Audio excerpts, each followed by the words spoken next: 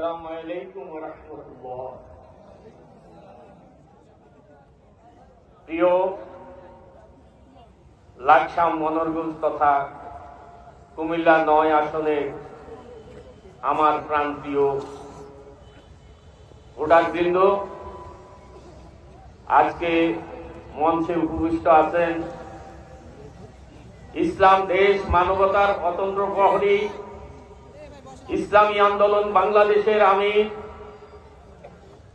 হযরত পীর সাহেব হুজুর চরমোনাই। আপনারা জানেন আগামী 12 তারিখ সংসদ নির্বাচন। এই নির্বাচনে আমাদের আমির আমাকে কুমিল্লা ৯ লাকসাম মনোরগঞ্জ থেকে প্রার্থী দিয়েছেন নির্বাচন করার জন্য। আমি আপনাদের সমর্থন নিয়ে সামনে এগিয়ে চলছি। আলহামদুলিল্লাহ, আল্লাহ পাকের শুকরিয়া আদায় করতেছি।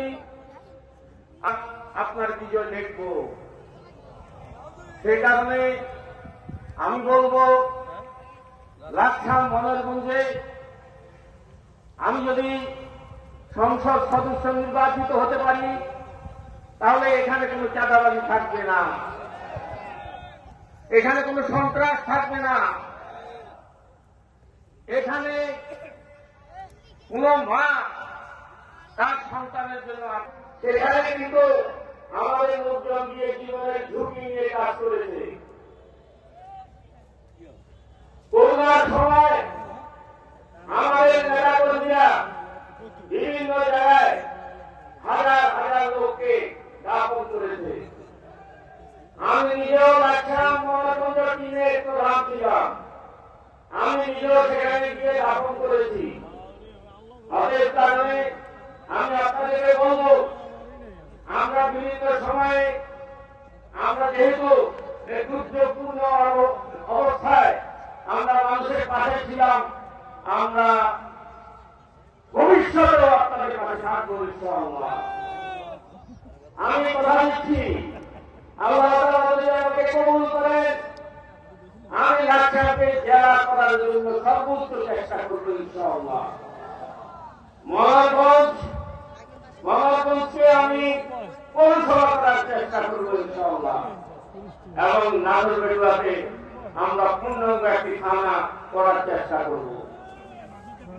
ভোট এক পবিত্র আমানত, এই ভোট যেন ভাবে দেওয়া যাবে না। ভোট দেওয়ার মধ্যে অনেক কিছু নিহিত আছে। একটি ভোটের মাধ্যমে আপনার এই দেশে সুন্দর একটা সমাজ করতে পারে। বিশেষ করে এই ভোট দেওয়া, আমি ধন্যবাদ জানাচ্ছি প্রশাসনকে এবং আপনারা যারা আজকে এই অসময়ে এবং এই রৌদ্রের মধ্যে আপনারা এসেছেন, আপনারা আমাদের বক্তব্য শুনেছেন। এবং আমি আপনাদেরকে সর্বশেষ আপনাদেরকে বলতে চাই, এখান থেকে চলে যাওয়ার পরে আপনারা প্রত্যেকটা ভোটারের কাছে যাবেন, ইসলামী আন্দোলনের পক্ষে ভোট চাইবেন, হাত পাকার পক্ষে ভোট চাইবেন, এবং আপনারা ইনশাআল্লাহ আগামী 12 তারিখ বিজয় নিয়ে আপনারা ঘরে ফিরবেন, এই আশা ব্যক্ত করে আমি আমার আলোচনা শেষ করছি। আসসালামু আলাইকুম।